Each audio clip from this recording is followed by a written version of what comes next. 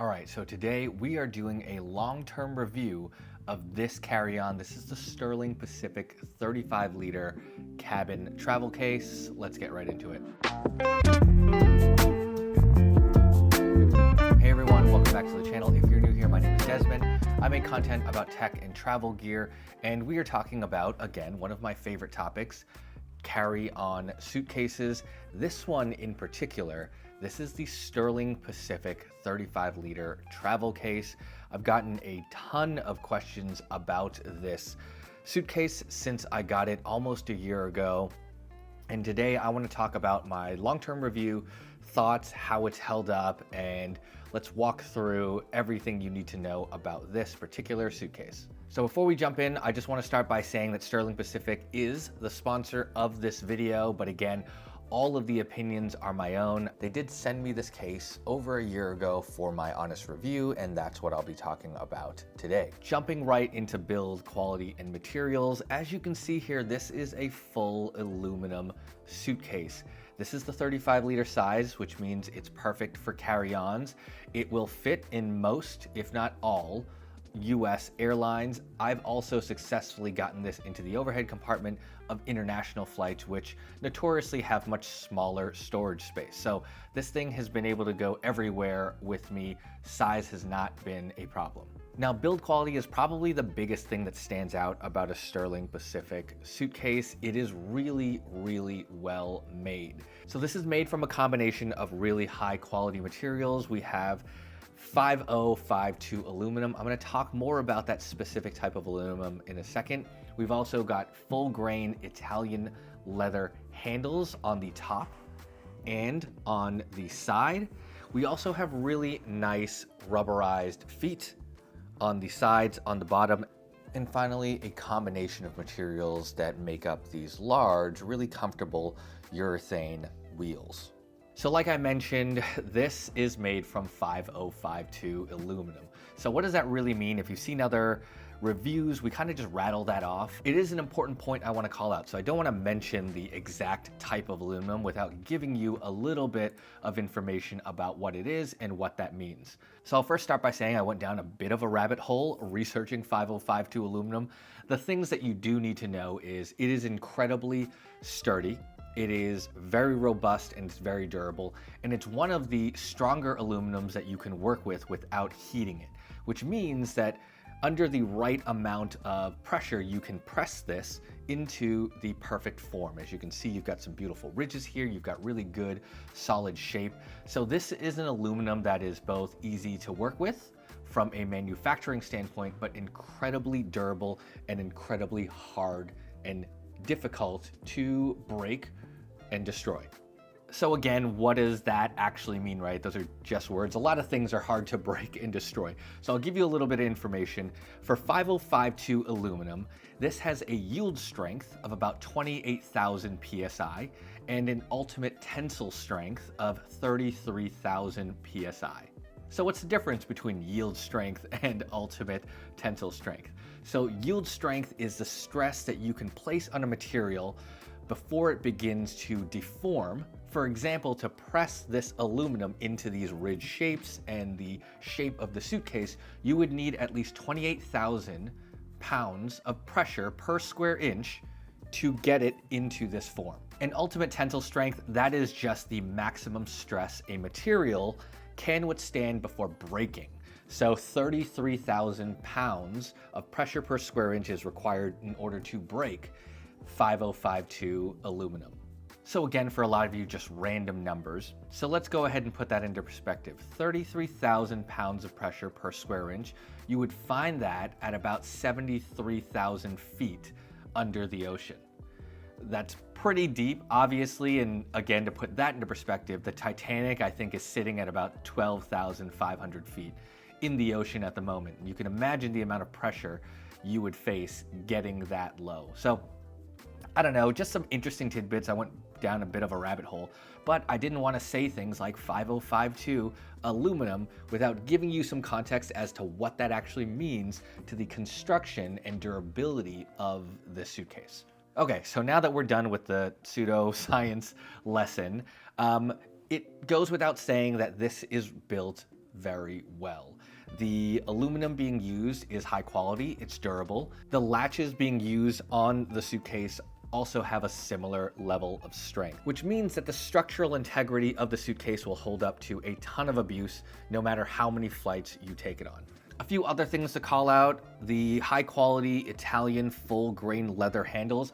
I really like these handles and I like the feel of these. They've actually held up incredibly well over the last year or so. There aren't any major scratches. There's definitely no tearing or rips or chips in here, even though I've definitely banged this thing up. I've shoved it into overhead compartments, which have felt a little bit too small, but this has fit. Even though it's been jammed up against doors and other things, the leather has held up really well, and I'm pretty impressed with that so far. Other things that I'll call out about the build quality that are important to the structural integrity of this incredible suitcase is the reinforced corners. This is a 380 aluminum on the corners to help reinforce high impact areas. Again, what does that mean? It means that this aluminum is just of a high quality. It has a very high yield strength, and it takes a lot to destroy, bend, or permanently deform the aluminum used to construct this suitcase. The other thing that's really important to call out about the build quality is this is one of the only suitcases I own that has a full aluminum trolley. So even this right here is durable aluminum. And again, you can see here, it's held up really well. It still looks very high polish. No major scratches, a lot of in and out, again, from all the travel. And this is still held up really well, still clicks into place. Very crispy. I think that is, again, an important sign of just general build quality, how these smaller moving parts last and continue to function over extended use. I think just one important call out is that there are other aluminum cases out there that use plastic housings, plastic trolleys, and just other plastic parts throughout the construction of their suitcase. And those areas are more prone to break and wear versus Sterling Pacific, which is all aluminum or steel or leather across the board. And here's a look at the biggest call out to this suitcase that sets it apart from a lot of the other ones on the market, and it could be a con, I'll talk more about that, is these polyurethane wheels. There are only 2 of them, so that's how you transport and move this suitcase around. The quality of the wheels, though, is incredibly nice. The polyurethane is held up really well, even having rolled it over tons of different terrains. And then the way that it rolls is still incredibly smooth, as you can see here. No sounds, no creaks, no snatches. It just rolls really smooth. And that's what I really like about this. Another thing to call out, I guess, build quality wise, the axle, the bar that connects the 2 wheels is also a 380 aluminum. Now that you know what that means, know that it's good. And additionally, from a build standard, the frame of this suitcase is made from a 6063 aluminum. Again, the only thing you need to know is 6063 is even harder than a 5052. So the frame is even sturdier than the rest of the suitcase. Interesting information. I don't think the average human being or the average traveler will apply enough pressure or put this through enough testing to deform, break the shell in any way. I haven't tried, but I mean, I think it would take a lot. And then let's talk about the TSA approved locks here. I think these are also built just as well. You have really high quality, high polish latches. You've got the locking mechanism here, and then again, a very satisfying click when you open it. It does sound like you're opening some type of briefcase that a secret agent or some spy would be carrying around, but I really like it. Satisfying click. Overall, everything is held up really well with this particular suitcase. Also, just really nice branding here. I think that's a great addition. And finally, smaller details. What you'll notice all over the suitcase is these aluminum pieces. They're held together by these robust rivets, and these rivets are made from an incredibly durable stainless steel, which is even stronger than aluminum. So they hold up to a ton of abuse, and they do a fantastic job of holding the suitcase together. I haven't run into any problems at all. Everything is just as tight as it was 12 months ago when I started using this. All right, so now that we've gotten through build quality and materials, which is a lot of the suitcase because this is just a standard carry-on, so there's not too much special about function and features. But let's go ahead and open this up and we'll talk about what makes this thing special. So again, that satisfying click, and what you're gonna notice here is it opens like a clamshell. I really like this for some use cases. I think for travelers out there, it's an acquired taste. Most of us are used to using the classic kind of half shell opening. You've got equal parts on both sides, and then you close it and the latch runs along the center of your carry-on. This is not that, right? This is a clamshell style. You open it up like this, and I will call out, I like the hinge here. It's kind of a soft open, soft close, so when it opens, it holds itself open, which is really great for packing. So you've got this thing open, you pack all of your gear and your clothing into this larger bottom compartment, and then you can close this on top. So it's pretty nice. You've probably got about 2 or 3 inches of space in here. So whatever you pack, you've got about 2 or 3 inches of clearance, and then you can close the suitcase on top of it. Like I mentioned, it's a bit of an acquired taste for those of you that are used to packing the other way with a more classic carry-on style suitcase, but overall, I've found use cases where I prefer this over a classic, half split clamshell. And while we're going through the interior, I'll just show you.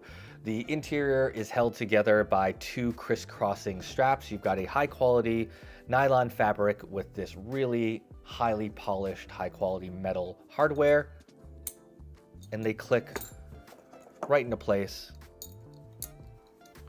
really nicely. You can easily pull and just tighten them up. I think it's a really good way to hold your stuff in place. I haven't found any problems with it. So continuing to walk through the interior, here's what you're gonna find on the inside. You have this really nice twill interior lining. It lines the entire bottom and it lines the top here.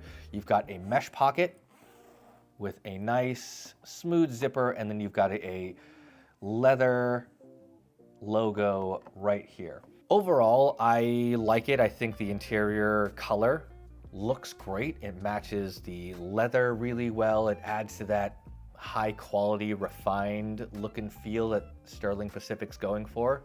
Things that I will call out though is that you can definitely tell that this is hand assembled and hand stitched because the interior here is a bit crooked, right? So it's interesting that the exterior is almost immaculate. It is so perfectly manufactured. So again, it tells you that their manufacturing process is fantastic. The way that they cut and press their aluminum, the way that they construct this is pretty much perfect. On the inside though, there are elements of imperfection. The way that it's sewn, there are definitely some areas where this panel is raised and it comes down. Not a deal breaker for me. Again, it just adds a little bit of personality, and it tells me that this was hand assembled and this was likely hand stitched and put together. So not a bad thing. I just wanted to call that out, that the interior is not, off the assembly line machine perfect. It is probably done by hand with a lot of care. So I appreciate that. Other things to call out, having used this for a while, is interior organization is pretty much non-existent. You have this pocket. That's basically it. And then everything else is just a wide open cavity. And what you'll also notice if you look in the suitcase is, like a standard carry-on, you're gonna lose space to the trolley arms. They definitely take up space, so I, for one, roll my clothes around the trolley arm and then lay the flatter items on top of this. But just keep that in mind as well. It's 35 liters, but you definitely lose some flat laying space because the aluminum trolley arms have to take up some room. So since we've got it open, let's talk about my experience packing something like this. I mean, like I said, it takes a little bit to get used to, but you will get used to it. It can still hold a good amount of clothing. You can definitely get shoes in here.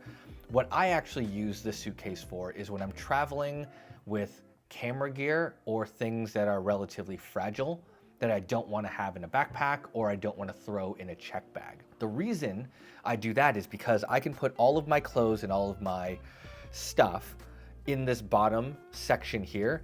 And then I'll give you an example. I was in London recently. I bought a bunch of glass ornaments from Harrods and Fortnum & Mason, and I wanted to get those back home in a safe way. Definitely weren't going to check those. This suitcase made it really easy to pack that, because once I had packed all of my clothing in, I just placed the ornaments up top, and I knew that once I closed this, the ornaments would have a ton of space. And because of the 505(2) aluminum, I knew that it would take a ton of abuse and a ton of pressure to crush my ornaments. So that's the other reason why I kind of like this. If you're carrying things that are fragile, like ornaments, or most often than not, I have my cameras in here on top. So I load all my clothes in, and then I put my camera gear on top. And then once I close it, I know that nothing is going to get to my camera gear. It's protected from the top by this incredibly sturdy aluminum lid, and then underneath it's cushioned by all the clothes and the other gear. And then the straps will hold that stuff in place from flying around. So that's how I've been using this. Normally I wouldn't pack camera gear into my other carry-ons where I compress it together from both sides. It's just not a great way to do things. I wouldn't have done that with the ornaments either. So this has interesting uses, and those are some of the ones that I've found most useful for when I travel. All right, so we've gone through the interior, we've gone through some of the functionality. Let's just talk about wear and tear. So like I mentioned, I've had this for about 12 months now. I've taken it on a ton of trips. Most recently, I just got back from London. I brought this along with me, and overall, the suitcase looks almost new. It's a little bit dirty. I never wipe it down. I never clean it because it never really needs to be. What you'll notice here are some really small hairline scratches and scrapes all along the aluminum body. That's to be expected with any aluminum carry-on or suitcase that you use. Some carry-ons I've had are even worse, the ones that are like anodized and painted. The paint scratches, and those end up looking terrible. These scratches are really hard to notice, and they also add some character to the suitcase, but absolutely no dents. No dents, no cracks, no breakage, no loosening of the hinges, no loosening along this rubberized seal that runs the entire length of the suitcase. Nothing has come loose, nothing is flimsy. The wheels are still incredibly smooth and sturdy. None of these rivets have come out. I don't know how much force it takes to pull a rivet out, but none of them have come out at all. Like I mentioned, the trolley arm, which is also full aluminum, still clicks. It's so crispy, it's so smooth, no problems there. And I'll show you that the scratches are, again, so minimal. They're really hard to see, and they are very, very surface level. There's no damage to the structural integrity of the suitcase at all. And it just goes to show that a well-built suitcase will last you an incredibly long time. I will say that I would never check this bag. Not that I don't trust that it would survive. I think it would definitely survive, but I really like the suitcase. I wouldn't trust it in the hands of someone else. I don't want it rattling around in the bottom of an airplane. Not that it's not replaceable. It's just, I think this thing is a beautiful suitcase. I don't like it leaving my side, so I wouldn't check this. But you can. Okay, so I think those are all the features and functions and a lot of the good things about this, right? It's really well built. The wheels are nice, they're smooth, they roll well. I love the aluminum trolley. I think that is just so satisfying to pull in and out, and it's always just as smooth. The leather handles on the top, on the side, and on the trolley are incredible. They've held up really, really well to regular use, sweaty palms, being pulled in and out of cabs and Ubers, not a problem. Let's talk about some of the cons and the downsides, and ideally areas for improvement as Sterling Pacific continues to build and refine their suitcases. So the first thing is also the thing that makes this thing special. It's the two wheels. The two wheels are great because if you're rolling this thing along and you want to stop and you set this thing down, it's not rolling anywhere. It's not going anywhere. If you're on a hill, if you're on an incline, it's not going to roll away from you. That also adds to the downside because this thing isn't easy to roll, right? So 2 wheels, it makes it harder to maneuver. When you're going in and out of an airplane, especially when you're boarding and you're trying to like walk down the aisle to get to your seat, normally with a 4-wheel suitcase, I will turn it to the side and easily roll that down the aisle. This one, you cannot. This one, you need to make sure that like it's perfectly aligned in the center as you walk it straight down. And sometimes it'll snag a seat. If you get a large personal bag on top, that might hit a seat and snag because you can't turn the entire package sideways. The other downside is exacerbated by another downside. So because you have 2 wheels, you always have to pull this at an angle, which means the weight, which is substantial, of the suitcase is always resting on one of your 2 arms. And if you're anything like me, I also put a backpack or a personal item onto my suitcase so I can roll everything versus carry things. Now this suitcase weighs 11.5 pounds empty. You know, it's due to the really high quality aluminum and all of that stuff, build quality, build materials. Fantastic, this thing will hold up to a lot because it's built like a tank, but it also weighs about the same as a tank. So it's 11.5 pounds empty. Then you fill that full of gear. You throw some cameras in there, you throw some shoes and your stuff, then you throw a backpack on it, and then you try to wheel this on 2 wheels. All of that weight is in your left or your right hand. And maneuvering that around an airport, especially an airport like Heathrow, for example, which requires so much walking and moving between gates and like ground transportation, you really, really feel that. So it's another thing to keep in mind. The other downside, I called it out earlier when I was walking through the interior, is it's just missing some interior organization. I think there are benefits of this clamshell style opening, but there are definitely a lot of limitations when it comes to storing more stuff. So having improved, more efficient organizational pockets and other things folded into the interior might make it easier to carry more stuff without increasing the 35-liter volume size. Interior stitching could use a little bit of work. I mean, it's not consistent, in my opinion, with the external build quality and almost like perfection that is happening outside. But again, just a small thing to call out. What I will say though is, having chatted with the Sterling Pacific team, I know that they are working on improvements to the 35-liter, both adding potentially another color, which would be incredible. I would love to see this in a high quality matte black that doesn't chip and scratch like other aluminum black carry-ons that I've owned. I would also really, really love to see this in a 4-wheel configuration.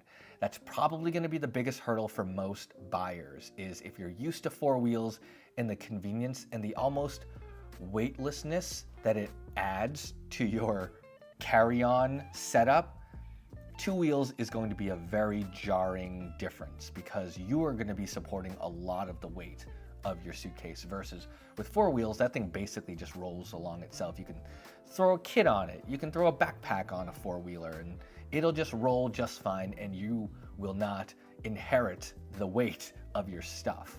So with that said, I know that Sterling Pacific is working on new variants of their 35-liter cabin.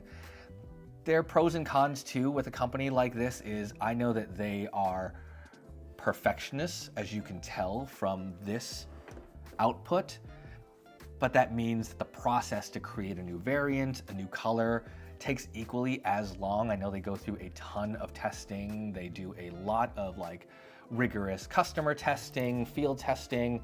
They do a lot and they put a lot into the output. So I don't know when the black or the 4-wheel version is coming, but when it does, it'll be probably near perfect.